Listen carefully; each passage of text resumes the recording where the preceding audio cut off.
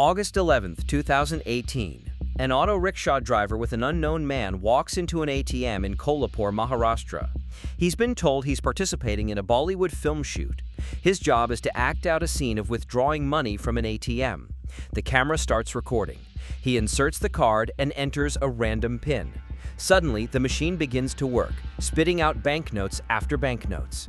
He keeps his cool, collects the cash, thinks he's nailing the take. But then something curious happens as a stranger approaches. The unknown man aboards the chute, collects the cash, and walks away. Meanwhile, hundreds of other ordinary people were doing the exact same thing across 28 countries. And in just a few hours, 94 crore rupees would vanish from one of India's oldest banks. This is the story of how a group of hackers pulled off India's most genius bank heist, one that shook the entire financial system to its core. Hundreds of people will hit ATMs. Innocent people will be arrested and crew not once but twice. The chase will lead investigators all the way to North Korea and to the most notorious hacker group on the planet.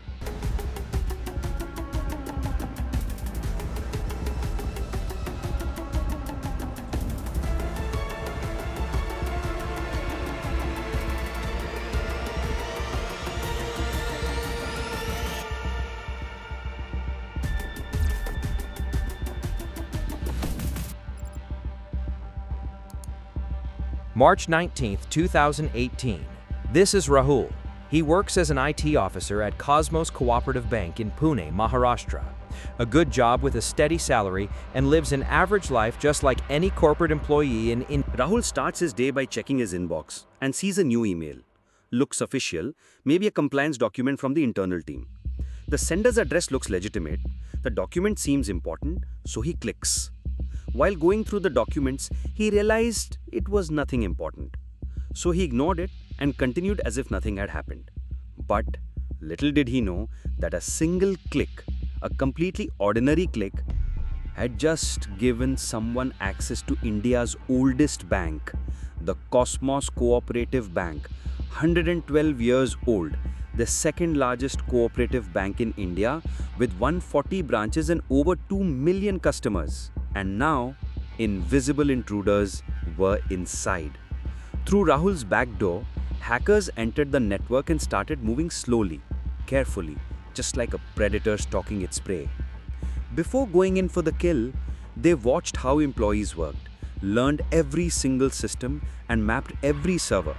They were looking for one thing, one weak point in the entire system, and after weeks of searching, they finally found what they were looking for, the ATM switch. Now, to really understand why the ATM switch was a big deal, you need to understand how ATMs actually work. When you insert your card and enter your PIN, the ATM sends a request to something called the ATM switch, a middleman between the ATM and the bank's core banking system or CBS. The CBS is the brain. It knows your balance, your transaction history, and your limits. And based on all of that, money comes out or it doesn't. Simple and foolproof. So the hackers did something nobody had anticipated. They built a shadow switch running silently alongside the real one, completely invisible to the bank. Security researchers would later call it the proxy switch. It had only one goal: intercept all the withdrawal requests. Don't let the CBS verify any data and approve all of them. It was just like abracadabra. So within these 3 hours, you put these cards, put any PIN number, and you get money. An infinite money glitch built inside the bank's own infrastructure. But there was one problem. ATMs have withdrawal limits. Each machine only dispenses so much per transaction. If they wanted to steal serious money, tens of crores, they needed something much bigger. Hundreds of cars, hundreds of ATMs, hundreds of people standing in front of those machines at the exact same moment. All across the world, ready to withdraw the cash. They needed an army and a globally synchronized plan. Now that the proxy switch was ready, they were looking for someone very specific, someone who had done this before, someone who could take everything they had built digitally and execute it in the real world. And they found exactly that. On the dark web, there was a user who simply called himself Big Boss. He had the equipment to take stolen card data and turn it into physical cards that actually worked at real ATMs. And, more importantly, he had the network connections across North America and beyond to recruit money mules and put them in a position anywhere in the world. The hackers sent him 9 years worth of stolen customer data from Cosmos Bank. Big Boss got to work. He cloned 450 cars and started recruiting across 28 countries. But he didn't just recruit random people. At the top, the handlers. Their job was to find, coordinate, and manage a cluster of mules in their region. Big Boss provided them with the clone cards and a burner phone. Hard to trace, easy to ditch. Below them, the mules. These weren't professional criminals. They were ordinary working-class people who said yes to a job that paid well and asked no questions. They were the ones who would actually walk up to the ATM and pull the cash out. But there was a problem built into this structure. If the mules are the ones physically touching the money, what stops them from just walking away with it? The payout Big Boss promised was a fraction of what they were pulling out. Why share? Big Boss wasn't leaving anything to chance. Each handler got a laptop, every withdrawal tracked in real time, and nobody knew the full scale of the operation except Big Boss himself. A system of trust held together by surveillance, complex, layered, and held together by one assumption, that every single piece of it would work at the same time in 28 countries simultaneously. One problem anywhere in the chain and it's done. But even with Big Boss and the mules in position, walking away with cores from one of India's biggest banks wasn't simple. It required a plan that exploited every weakness in the system. And the biggest weakness wasn't technical. It was timing. They noticed that on weekends, banks run on skeleton crews. Fewer eyes on the systems, slower response times. In India, Saturday afternoons are practically dead. Half the staff is home and the other half is counting down to closing time. But it wasn't just about India. They also knew that when it's Saturday in India, it's still Friday afternoon in New York, when Visa's US fraud team would already be winding down for the weekend. 2 time zones, 1 blind spot. So, the date was final, Saturday, August 11th, 2018. And the proxy switch would only be live for 3 hours. Within those 3 hours, the mules needed to hit as many ATMs as possible across 28 countries and vanish without a trace. The cars were cloned, the mules were in position, the proxy switch was ready. It was time to flip the switch.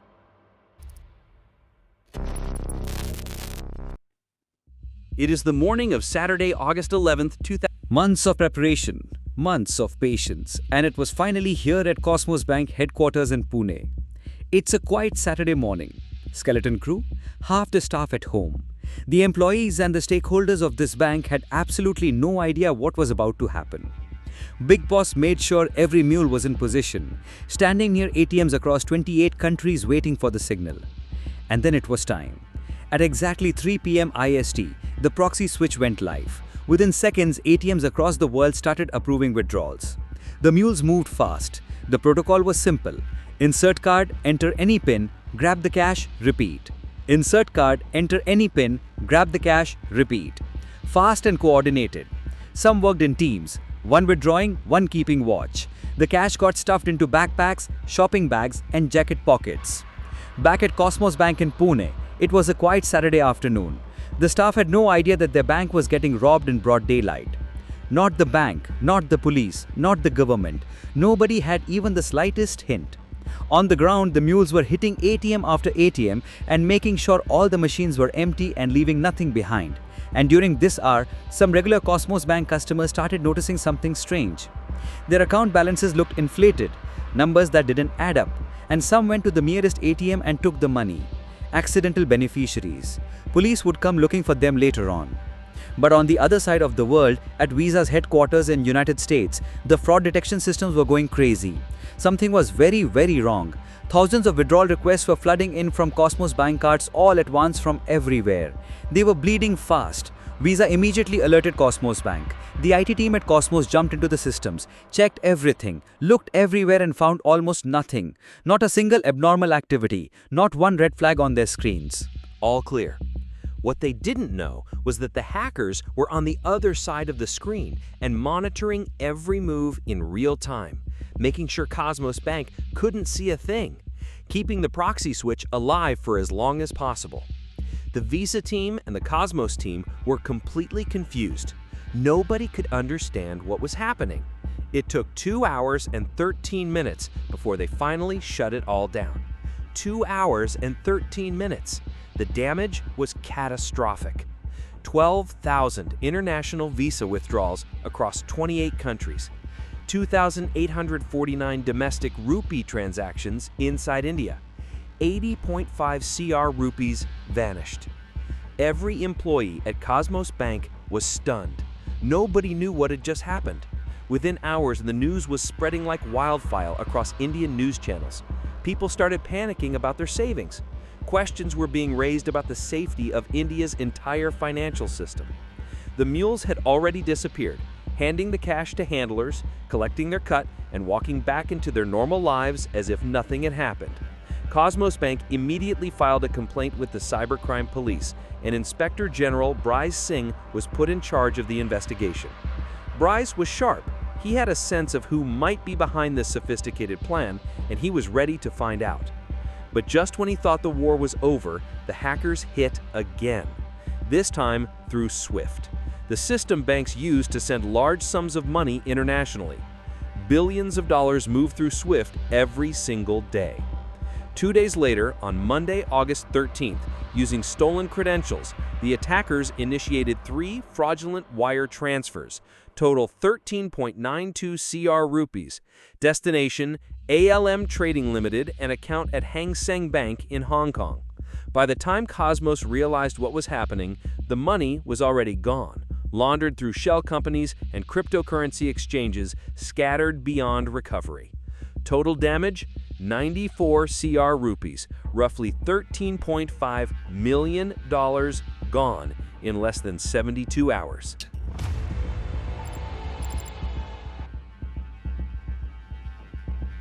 Back in India, Inspector General Bryce Singh had already started closing in. His team was tracking burner phone clusters moving together near ATM location. Cell tower data cross-referenced with toll booth cameras. CCTV footage pulled from every bank branch head in India. And within weeks, the arrests began. But when they finally got the mules in the room, they discovered something nobody expected. Some of them knew exactly what they were doing. Professional criminals who had done this before. But others, they had absolutely no idea that they had just robbed a bank. In India, handlers had approached ordinary men with an unusual job offer. They were told that they're going for a film shoot. This is kind of money, Yeah. These guys were told that they're about to participate in a film shoot and they're going to Kanpur for that. They were promised around $500 for a single day's work. For some of them, that was 4 months of wages, an offer too good to refuse. The handlers had been careful, but not careful enough. 18 suspects were arrested in India. The Bollywood extras, the handlers, the mules, who genuinely believed they were on a film set, until police. In 2019, Big Boss was arrested in the United States. His real name was Gail Armory, a 36-year-old Canadian who'd built an entire career out of operations exactly like this one. He pleaded guilty to conspiracy to commit money laundering. Sentenced to 11 years and 8 months in federal prison, ordered to pay $30 million in restitution. But Ali was just a contractor, a hired hand who was very good at his job. The real question was who hired him. In February 2021, the FBI, the Secret Service, and the Department of Justice revealed who was actually behind the Cosmos Bank heist. 3 North Korean hackers, Park Jin-hyuk, John Chong-hyuk, and Kim Il, all members of the Lazarus Group, an elite cyber warfare unit operating directly under North Korea's military intelligence agency. North Korea is under some of the harshest economist sanctions on Earth. They can't trade openly, they can't access international banking. So they build something else entirely, an army of hackers trained to steal what their country can't earn. The Lazarus Group has attempted to steal over $1.2 billion from financial institutions worldwide. The money reportedly helps fund North Korea's nuclear weapons program. The 3 hackers charged in the Cosmos case are still at large, presumably back in Pyongyang, beyond the reach of any extradition treaty, beyond the reach of any courtroom. They will likely never face justice. They are still out there, still probing networks, still looking for music, the next bang that leaves a door open. Maybe they've already found one, and they're just waiting before they strike.